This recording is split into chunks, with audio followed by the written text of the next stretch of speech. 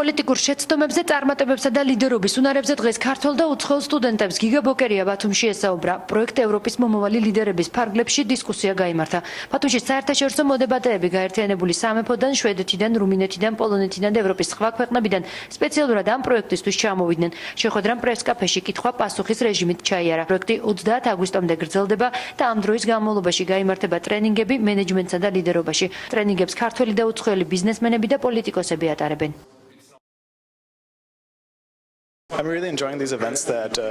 ძალიან მოგწონს საერთაშორისო შეჯიბრი, რომელიც საქართველოში ტარდება. ის საშუალებას გვაძლევს უცხოელ ტურისტებს უფრო მეტად ვიყოთ ჩართულები ქვეყნის ცხოვრებაში.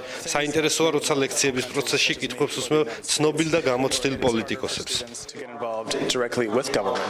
გავს დისკუსიები უკვე მეოთხედ ტარდება ჩვენს ბანკის ფარგლებში და ძალიან მნიშვნელოვანია ის მონაწილეების განვითარებისთვის, მომავალი მათი პროფესიებისთვის და ზოგადად იმისთვის, რომ ამ ადამიანებმა გაიცანონ რაღაც ზრდა ამ პროცესის განმავლობაში.